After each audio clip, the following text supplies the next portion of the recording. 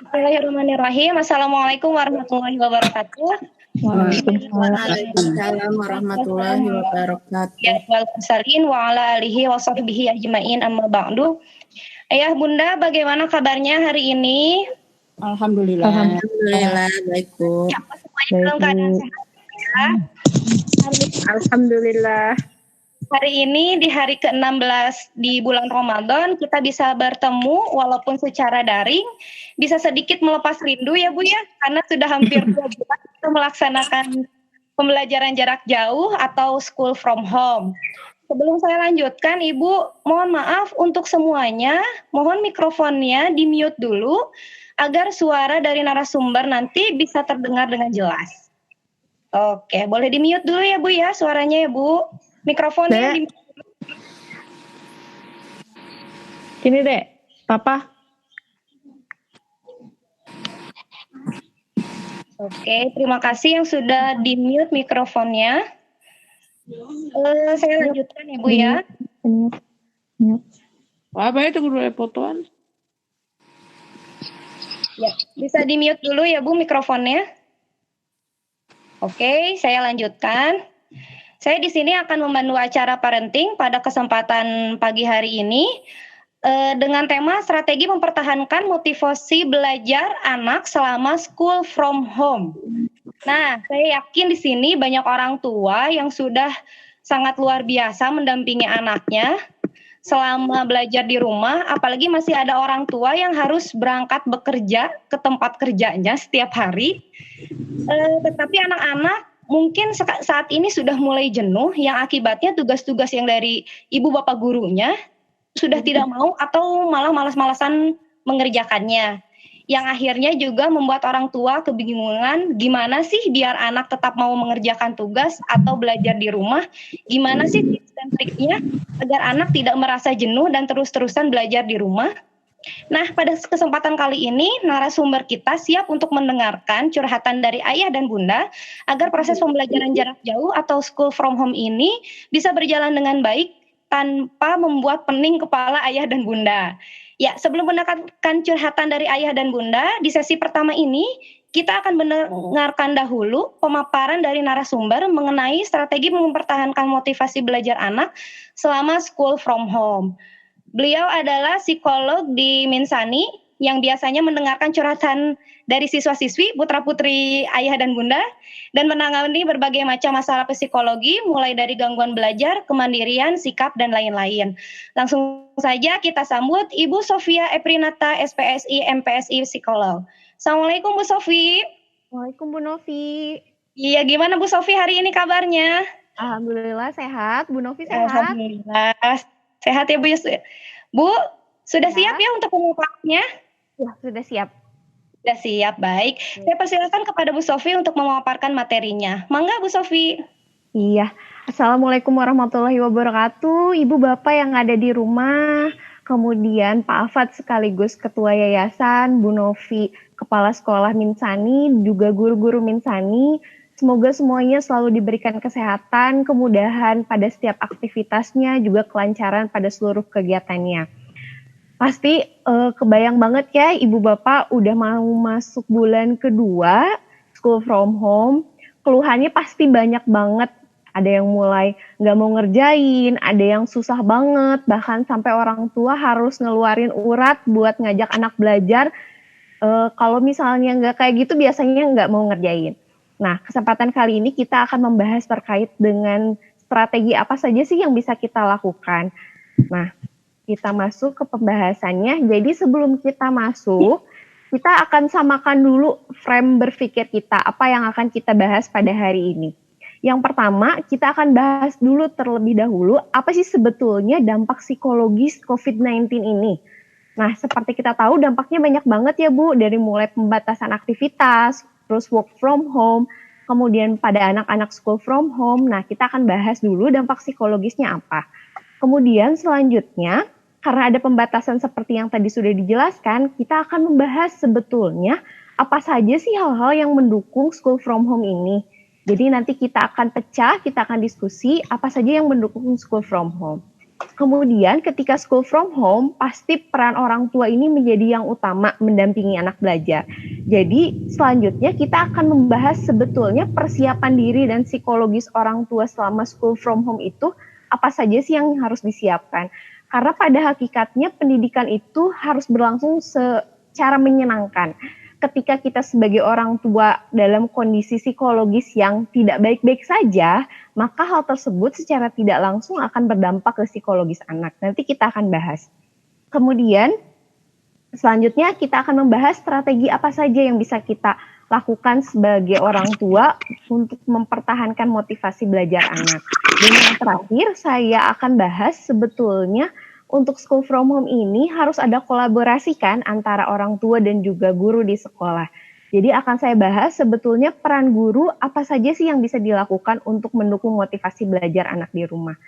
Sampai sejauh ini semoga kita punya frame berpikir yang sama terkait runutan apa saja yang akan kita bahas selama 1 jam ke depan. Oke, selanjutnya, nah dampak psikologis COVID-19. Pasti ini akan terasa sekali ya Bu, Pak, dampak psikologis yang dirasakan. Nah, dampak psikologis ini berbeda-beda pada masing-masing individu. Tapi kebanyakan yang dirasakan itu adalah perasaan stres dan cemas. Stres itu sebetulnya perasaan yang tertekan, merasa bahwa COVID-19 itu sesuatu yang mengancam kesejahteraan kita dan berbahaya. Kemudian kita berpikir bahwa kita tidak punya sumber daya untuk menghadapi hal tersebut. Karena ini situasinya ambigu. Dalam arti kita tidak tahu apa yang harus kita lakukan untuk menghadapi itu.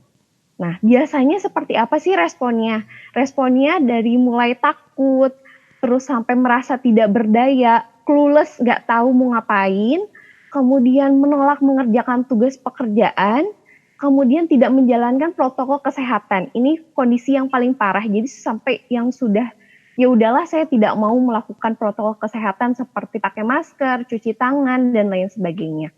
Kemudian dampak psikologis yang umum atau sering dirasakan itu adalah perasaan cemas. Cemas ini merupakan perasaan khawatir dan takut yang tidak menyenangkan.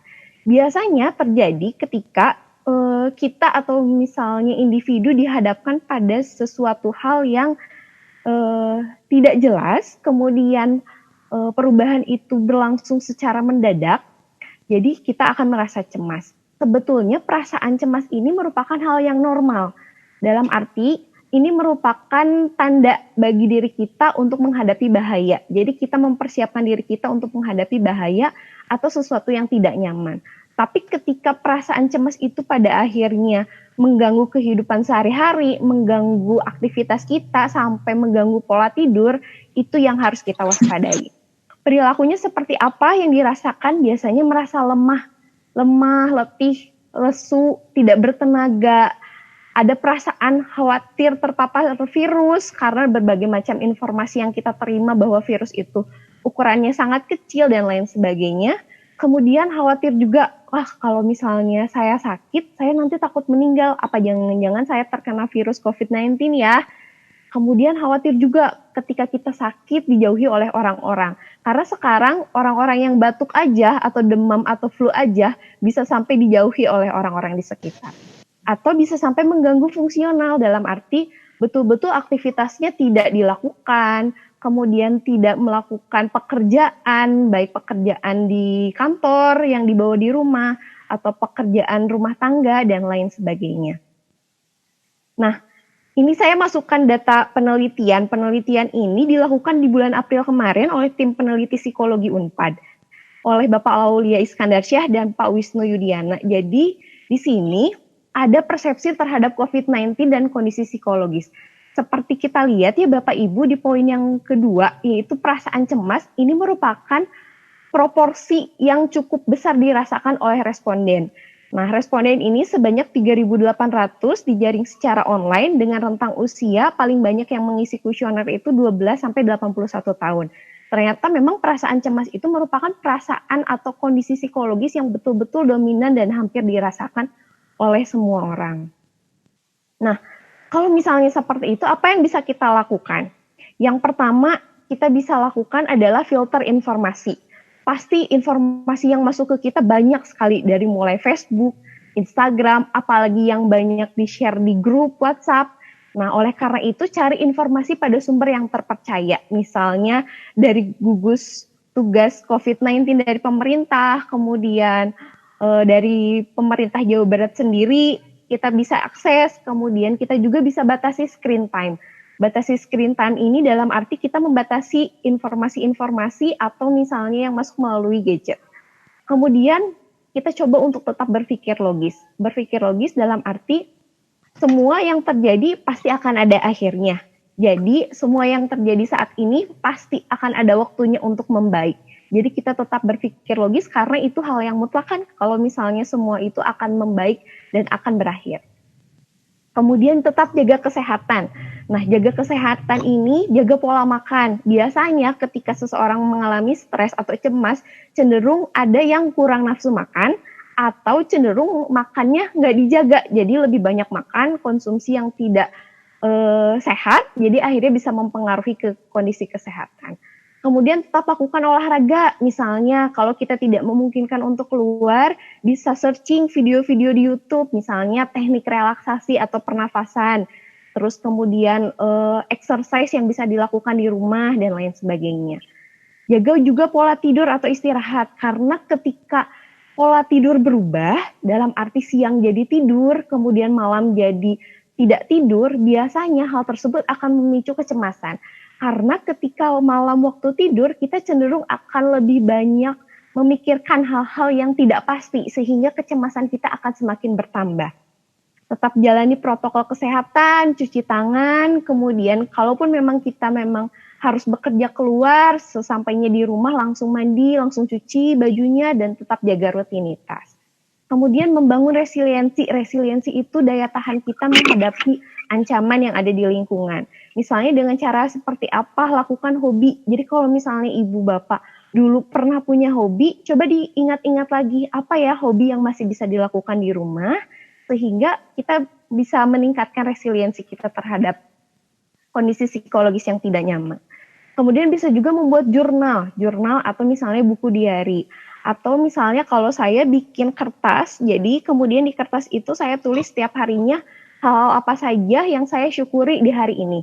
Jadi ketika kita kondisinya sedang down, kita bisa buka lagi kertas itu dan kita bisa membaca, oh iya ternyata banyak loh hal-hal yang disyukuri, yang diterima setiap harinya.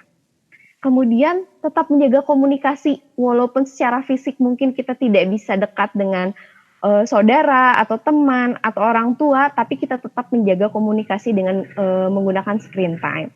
Nah, kemudian jika misalnya Bapak Ibu merasa bahwa, perasaan cemas saya semakin kuat, kemudian jadi insomnia, khawatir, makin sensitif sama anaknya, jadi malah makin marah-marah, terus sampai menghindari kontak sosial atau menunjukkan perilaku kompulsif. Misalnya seperti tiap 5 menit sekali cuci tangan, karena kita khawatir takut ada virus yang menempel. Atau misalnya setiap 1 jam sekali ganti baju, seperti itu. Atau kita menggantikan mengkompensasi perasaan cemas dan khawatir itu dengan penggunaan alkohol dan narkoba, maka kita wajib mencari bantuan profesional. Nah, ini informasi bagi Bapak Ibu, baik itu tenaga kesehatan ataupun bukan. Jadi Himpunan Psikologi Indonesia Regional Jawa Barat dan Ikatan Psikologi Klinis Jawa Barat ini sekarang membentuk satuan tugas untuk menangani dampak psikologis COVID-19. Nah, di sini itu ada layanan konseling online gratis Bapak Ibu. Jadi ketika misalnya Bapak Ibu merasa bahwa perasaan saya sudah tidak karuan, bisa menghubungi hotline atau narahubung yang ada di poster ini. Kemudian nanti akan disampaikan keluhan dan permasalahannya ke tenaga psikolog profesional. Nah, untuk kita tahu sebetulnya derajat cemas kita tuh ada di ambang mana ya? Apakah ringan, apakah sedang, atau misalnya cukup berat. Nah, di sini juga Himpunan Psikologi Indonesia dan Ikatan Psikolog Klinis ada termometer kecemasan. Jadi, Bapak Ibu bisa mendownload aplikasi, kemudian bisa mengisi kuesioner tersebut. Nanti ketika sudah selesai, akan ada hasilnya dan akan ada saran. Misalnya ketika derajat cemasnya sudah kategori berat, maka akan dirujuk untuk melakukan konseling dengan profesional. Kemudian selanjutnya, kita masuk bahasan. Sebetulnya apa saja sih yang harus orang tua persiapkan untuk membimbing anak belajar di rumah? Karena ini pasti tidak akan mudah karena kita juga harus menyelesaikan pekerjaan kita, belajar pekerjaan rumah tangga yang tidak ada ujungnya. Kemudian kalaupun misalnya ada orang tua di rumah, pasti kita juga harus membagi perhatian ke orang tua. Yang pertama adalah harus punya komitmen. Komitmen ini sangat diperlukan karena kita akan meluangkan waktu dan energi yang cukup besar untuk mendampingi anak belajar di rumah. Nah, selain itu yang kedua yang kita harus persiapkan adalah raport. Raport ini adalah membangun hubungan yang positif atau yang baik dengan anak. Biasanya kalau misalnya kita kan sering kadang marah-marah sama anak atau misalnya kesel sama anak. Nah, ketika proses membimbing belajar di rumah ini, kita harus bangun lagi raport yang positif atau yang baik dengan anak. Caranya dengan seperti apa? Mulai lagi dibangun komunikasinya. Komunikasi yang seperti apa? Komunikasi yang dua arah. Karena seringkali orang tua itu menjalin komunikasi tapi satu arah. Misalnya orang tua memberikan instruksi, orang tua memberikan perintah, tapi tidak ada komunikasi dua arah antara anak. Sehingga dengan adanya komunikasi dua arah antara orang tua dan anak akan menjadi merasa nyaman. Kemudian dedikasi untuk belajar. Nah, kalau misalnya mendampingi anak belajar di rumah, pasti kita harus review lagi materi-materi yang dulu mungkin kita pelajari ketika di bangku sekolah dasar.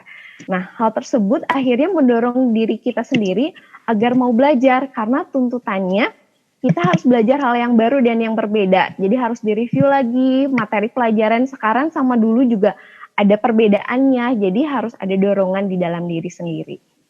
Kemudian pekerjaan. Nah, ini juga harus dipersiapkan karena bagi yang work from home ataupun misalnya yang punya usaha ataupun ibu rumah tangga, kita harus tetap mengelola pekerjaan ketika mendampingi anak belajar di rumah. Dan kita juga harus punya komitmen untuk membimbing anak belajar di rumah. Nah, selanjutnya yang harus dipersiapkan adalah tempat untuk belajar. Tempat untuk belajar ini haruslah tempat yang betul-betul kondusif. Kondusif itu seperti apa? Bukan dalam artian harus bagus dan lain sebagainya, tapi kita harus pertimbangkan bahwa kondisi belajar anak ini harus minim dari gangguan. Misalnya, jauh dari TV. Jadi anak ketika mengerjakan tidak sedikit-sedikit melihat tayangan TV. Atau misalnya minim penerangan, jadi ketika membaca anak jadi tidak fokus karena tidak terlalu jelas apa yang sedang dia baca. Kemudian memiliki ketertarikan untuk mengetahui sesuatu hal. Kita memang manusia biasa ya Bapak Ibu, dalam arti kita tidak tahu tentang semua hal, kita tidak bisa menguasai tentang semua hal. Tapi dengan menumbuhkan ketertarikan untuk mengetahui atau mempelajari sesuatu hal, itu akan membantu kita untuk membimbing anak selama belajar di rumah. Nah, jadi kunci sukses school from home ini adalah yang pertama, kelola waktu dan aktivitas. Jadi, Ibu sama Bapak coba kelola waktu dan aktivitas yang dilakukan anak selama di rumah. Bukan berarti school from home anak-anak aturannya jadi lebih longgar. Tidurnya misalnya jadi lebih malam. Bangun tidurnya yang biasanya subuh atau 5:30 untuk persiapan ke sekolah jadi siang. Nah, kita kelola waktu dan aktivitas. Tapi kita juga jangan lupa untuk mengelola waktu dan aktivitas yang kita miliki. Misalnya dengan cara seperti apa? Buat jadwal kegiatan. Tapi sebelum membuat jadwal kegiatan itu, kita diskusikan juga dengan anak misalnya susunannya seperti apa dalam pembuatan jadwal kegiatan tersebut. Kemudian kita juga bisa diskusi aturan-aturan yang berlaku antara orang tua dan anak sehingga kita punya kesepakatan yang baik bagi kedua belah pihak. Nah, kunci sukses yang kedua adalah respect antara anak dengan orang tua. Nah, biasanya kan kadang kita saking pusing dan mumetnya suka refleks ya, nggak sengaja untuk misalnya membentak anak atau misalnya marah sama anak. Nah, kita harus ingat bahwa anak itu melihat dan anak itu mencontoh apa yang kita lakukan. Jadi, dengan menumbuhkan rasa saling menghargai, itu akan dicontoh oleh anak dan anak akan melakukan hal tersebut sama seperti kita melakukan hal tersebut kepada mereka. Kuncinya adalah kalau misalnya kita pengen anak kita kooperatif, kita coba hayati dulu. Sebetulnya kita ingin dihargai sama orang lain nggak gitu. Jadi hargai anak itu seperti kita ingin dihargai oleh orang lain. Kan nggak enak ya kalau misalnya tiba-tiba lagi diem terus tiba-tiba dimarahin gitu. Nah sama, kita juga posisikan anak seperti itu. Jadi kita posisikan seperti itu. Kemudian, nah yang ketiga jangan lupa me time. Jadi saking energi dan waktu yang terkuras selama untuk mendampingi anak belajar di rumah, ibu bapak jadi melupakan me time. Padahal ketika kita bahagia, maka anak pun bahagia. Seperti itu. Jadi jangan lupa untuk me time dengan diri sendiri. Susun jadwal dan waktu untuk diri sendiri. Kemudian berikan penjelasan kepada anak untuk menghormati waktu pribadi ini dengan tidak mengganggu. Seperti bapak ibu menghormati ketika mereka sedang bermain. Seperti itu. Nah, strategi apa saja yang bisa kita lakukan untuk mempertahankan motivasi belajar? Yang pertama, diskusikan antara anak dan orang tua tentang tugas dan manfaatnya. Seringkali anak-anak tuh mulai turun motivasinya atau misalnya tidak mau mengerjakan tugas karena mereka kurang mengetahui sebetulnya manfaat apa yang ia terima dari tugas yang sedang ia kerjakan. Nah, dengan diskusi tentang hal tersebut, anak akan semakin sadar, oh ini ya manfaat yang akan saya terima saat ini dan masa depan ketika saya menyelesaikan tugas atau belajar di rumah. Sehingga motivasi untuk belajarnya juga akan meningkat. Kemudian yang kedua, buat kesepakatan belajar. Nah, kita diskusi terlebih dahulu untuk membuat kesepakatan. Jadi misalnya kesepakatannya nggak boleh belajar sambil nonton TV. Kemudian kalau misalnya lagi belajar, handphonenya disimpan dahulu seperti itu buat kesepakatan. Kemudian bersikaplah terbuka. Nah, ketika membuat kesepakatan ini, seringkali orang tua mengarahkan dalam arti, ibu sama bapak pengennya kayak gini, kayak gini, kayak gini. Tapi kita tidak memberikan kesempatan kepada anak untuk mengungkapkan pendapatnya. Nah, ketika membuat kesepakatan belajar ini bersikap terbuka sehingga tercapai negosiasi dan kompromi. Jadi ada win-win solution buat orang tua maupun anak. Kemudian, selanjutnya adalah perbaiki komunikasi yang terjalin. Nah, biasanya kalau misalnya kita minta anak untuk belajar atau mengerjakan tugas kan cenderung misalnya bilang, adik kerjain tugasnya sekarang. Kamu dari tadi nonton TV terus, main handphone terus, main game terus, seperti itu. Tapi kalau misalnya kita perbaiki komunikasi dengan cara seperti ketika kita memerintah, berikanlah kalimat yang positif dengan menggunakan kata tolong di depannya. Nah misalnya, adek tolong ya dimatiin dulu TV-nya. Adek tolong ya handphonenya disimpan dulu. Nah dengan cara seperti itu anak jadi merasa dihargai oleh orang tua. Saat menyampaikannya pun sampaikanlah dengan suara yang tenang dan perlahan. Juga perhatikan gestur kita ketika menyampaikan perintah kepada anak. Seperti kalau misalnya anaknya duduk, kita coba duduk dengan anak, posisikan sejajar dengan anak, jalin kontak mata dengan anak sehingga anak tuh merasa betul-betul, oh iya ya, ibu sama bapak tuh lagi ngajak ngobrol aku gitu. Jadi dia mendorong dirinya untuk memberikan respon pada ibu sama bapak. Kemudian ketika menyampaikan arahan juga bisa ditambah dengan kontak fisik, misalnya menyentuh halus pundak anak, atau misalnya menggenggam telapak tangan anak sambil dielus-elus, sampaikan dengan intonasi yang datar, yang tenang, juga perlahan, adakan kontak mata, insya Allah dengan cara seperti itu anak akan mau mendengarkan apa yang kita sampaikan. Kemudian, buat anak merasa bahwa mereka memiliki peran penting dalam proses pembelajaran. Jadi, ketika kita memberikan kepercayaan kepada anak untuk mengutarakan pendapatnya, maka anak merasa dirinya dihargai oleh kita. Selain itu juga kita bisa mengajak mereka secara aktif untuk melakukan persiapan. Misalnya, hari ini kita belajar apa aja? Ayo dek, kita siapin bareng-bareng. Jadi lakukan persiapan bersama-sama. Bisa juga melibatkan anak selama proses pembelajaran, misalnya dengan diskusi terbuka. Coba kalau menurut adik, soal yang ini jawabannya apa? Kalau misalnya dia bilang, nggak tahu, nggak apa-apa, kita kerjain bareng-bareng, seperti itu.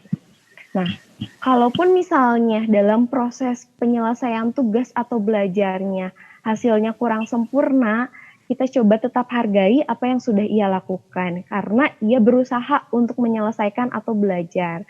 Hindari pemberian label negatif. Seringkali ketika ketika anak kita menyelesaikan tugas dan hasilnya misalnya tidak sesuai dengan apa yang kita harapkan, kita seringkali memberikan label misalnya, masa sih gini aja nggak bisa, bodoh banget kamu, kayak gini juga nggak bisa, seperti itu. Nah, kalau misalnya untuk meningkatkan motivasi belajar, maka kita coba hindari pemberian label negatif itu. Kalaupun misalnya Bapak Ibu ingin memberikan apresiasi, maka langsung berikan apresiasi sesuai dengan perilaku yang anak tunjukkan. Misalnya ada 10 soal, kemudian dia cuma bisa menjawab 8, kita berikan apresiasi. Wah, adik sekarang bisa menjawab 8 soal dari 10 soal. Nanti lain kali ke depannya kita berusaha bareng-bareng ya untuk menyelesaikan semua soalnya. Selanjutnya yang keenam, tetap jaga agar proses belajar menyenangkan. Jadi kuncinya adalah kita harus membuat lingkungan belajar itu menyenangkan. Kalau kita hayati ya Bapak Ibu, ketika misalnya kita belajar, kemudian situasinya tertekan, dulu aja waktu sekolah menghadapi guru yang galak atau guru yang tegas, kita pasti nggak akan bisa fokus sama pelajaran yang kita pelajari saat itu. Nah, pada anak pun sama. Jadi ketika kondisinya kaku, kemudian serius, tegang, jadinya dia tidak akan maksimal karena dia diliputi perasaan khawatir dan cemas yang berlebih sehingga membuat dia tidak bisa konsentrasi. Nah, pada dasarnya kan kalau misalnya anak itu senang bermain, jadi kalau misalnya ketika dia menolak untuk mengerjakan tugas atau belajar, ibu bisa melakukan role play atau bermain peran. Misalnya, ayo coba adik sekarang main jadi guru, ibu sama bapak sekarang yang jadi muridnya. Coba jelasin. Nah, materi tentang ini yang kita pelajari itu kayak gimana ya? Ibu sama bapak nggak ngerti. Nah, jadi dengan cara bermain peran atau role play seperti itu, anak jadi termotivasi untuk belajar. Kemudian yang selanjutnya, lakukan variasi cara belajar. Nah, kalau misalnya kita mendapatkan satu informasi, kita tidak melulu dengan membaca buku. Tapi kita juga bisa melakukan variasi dengan cara menonton video dengan konten yang sesuai dengan bahan pembelajaran. Kita juga bisa bermain role play quiz dengan anak. Jadi kita memandu anak untuk bermain quiz, anak yang menjawab. Kemudian bisa juga membuat prakarya atau melakukan eksperimen sederhana yang sesuai dengan konteks materi pelajaran yang sedang dipelajari. Nah, yang 8, kita juga bisa berikan reward ketika anak berhasil menyelesaikan tugasnya. Nah, ketika dia berhasil menyelesaikan tugasnya, bisa berikan apresiasi, walaupun mungkin hasilnya masih jauh dari sempurna. Tapi kita berikan apresiasi, misalnya, wah adik hebat ya, udah mau mengerjakan tugas, padahal misalnya, Ibu tahu, Bapak tahu bahwa tugas ini tuh sebenarnya susah ya dikerjain. Adik sebenarnya masih pengen main, tapi harus ngerjain tugas. Ibu seneng deh, sama Bapak seneng deh, kalau misalnya adik ngerjain tugasnya sampai selesai. Nah, selain itu juga, ketika dia berhasil menyelesaikan tugasnya, kita bisa memberikan hadiah. Hadiahnya tidak perlu yang mahal, tidak perlu dengan uang, tapi misalnya dengan memberikan durasi waktu belajar yang, durasi waktu bermain yang ditambah, kemudian kita juga bisa menggunakan stiker bintang untuk menambah motivasinya, atau misalnya menyediakan makanan kesukaannya sehingga dia semakin termotivasi untuk belajar. Nah, selanjutnya bagaimana bila anak tetap tidak mau atau tidak termotivasi untuk belajar? Yang bisa Bapak Ibu lakukan adalah berikan anak otonomi. Otonomi itu hak kebebasan untuk menentukan pilihannya sendiri. Misalnya seperti apa? Nah, mulai sekarang misalnya ketika anak sedang asyik bermain dan kita misalnya meminta untuk mereka menyelesaikan tugas, ini contoh kalimat yang bisa Ibu sama Bapak lakukan di rumah, bisa minta tolong sama anaknya. Ibu sama ayah boleh ngobrol misalnya. tunggu dulu sampai anak jawab. Kalau misalnya dia sudah menjawab boleh, setelah itu bisa disampaikan, ibu sama ayah mau minta tolong nih sama adik. Ibu atau ayah menyelesaikan tugasnya hari ini. Kapan kamu mau melakukannya? Jadi berikan dia hak untuk menentukan kapan waktu belajar atau kapan menyelesaikan tugasnya, seperti itu. Kemudian bisa menumbuhkan empati dan pemahaman. Nah, biasanya kalau kita sedang melakukan satu aktivitas, kemudian diganggu oleh anak, biasanya kita minta anak untuk nunggu dulu ya, jangan dulu ganggu, misalnya gitu. Nah, tapi kebalikannya, ketika kita minta anak untuk melakukan suatu aktivitas atau satu tugas, kita cenderung mendorong mereka untuk melakukannya saat itu juga. Nah, makanya di sini tumbuhkan empati dan pemahaman. Jadi ketika anak sedang asyik melakukan satu aktivitas, lebih baik katakannya seperti ini. Ibu atau bapak lihat sekarang kamu masih sibuk dan ibu bapak ingin mengganggu kesenangan kamu. Apakah kamu mau menyelesaikan tugasnya sekarang sehingga kamu bisa langsung kembali melanjutkan apa yang kamu lakukan, atau kamu mau menyelesaikan kegiatanmu 5 menit lagi dan menyelesaikan tugasnya setelah itu. Nah, dengan komunikasi seperti itu, yang anak terima, oh iya ya, aku merasa didengarkan, aku merasa dipahami, aku merasa dihargai, sehingga anak jadi mau belajar. Nah, selanjutnya, ini adalah peran guru dalam mendukung motivasi belajar. Seperti kita tahu bahwa proses pembelajaran itu tidak hanya satu pihak, dalam arti tidak hanya di rumah saja oleh orang tua, tidak hanya di sekolah saja oleh guru, tapi harus ada kolaborasi di antara keduanya. Apa yang bisa guru lakukan untuk mendukung motivasinya adalah yang pertama, tetap jalin komunikasi dengan anak.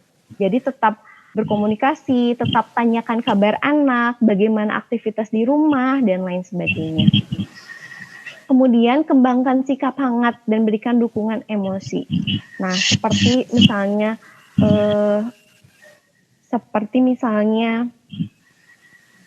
tanyakan kabarnya hari ini seperti apa. Kemudian bersikap ramah, bersikap empati dengan anak, berikan juga semangat kepada anak untuk menyelesaikan tugasnya, untuk belajar. Kemudian yang keempat, sampaikan karakteristik khas pada masing-masing anak. Nah, ketika kita melakukan komunikasi dengan anak, kita juga bisa sambil mendorong misalnya, ayo kamu bisa waktu di kelas juga, kan kita pernah loh ngerjain tentang ini dan kamu bisa waktu itu. Jadi sampaikan karakteristik anak dan apa yang terjadi ketika di sekolah sehingga, oh iya ya, guru masih ingat loh ternyata tentang kejadian itu sehingga dia menjadi semangat. Kemudian yang terakhir, tunjukkan perhatian pada masing-masing anak. Tetap berikan perhatian kepada masing-masing individu. Perhatiannya tidak hanya pada seluruh kelompok kelas, tapi betul-betul mention pada masing-masing nama-nama anaknya. Seperti itu. Nah, ini daftar rujukan yang saya gunakan terkait dengan tema ini. Sekian presentasinya. Silakan Bu Novi. Iya. Baik, terima kasih Bu Sofi atas pemaparannya. Saya ucapkan terima kasih kepada Bu Sofi sudah meluangkan waktu untuk berbagi dengan ayah bunda di sini. Terima kasih juga kepada ayah bunda yang sudah menyimak dengan antusias pada acara parenting kali ini. Saya moderator di sini pamit undur diri. Terima kasih atas perhatian ayah bunda. Mohon maaf atas segala kekurangan. Selamat melanjutkan aktivitas hari ini. Semoga Allah selalu memberikan kita kesehatan, dijauhkan dari berbagai macam penyakit, dan semoga pandemi ini segera berakhir sehingga kita bisa melaksanakan pelajaran lagi. Kita tutup kegiatan hari ini dengan bacaan hamdalah. Allahumma wa bihamdika asyhadu alla ilaha illa anta Wassalamualaikum warahmatullahi wabarakatuh.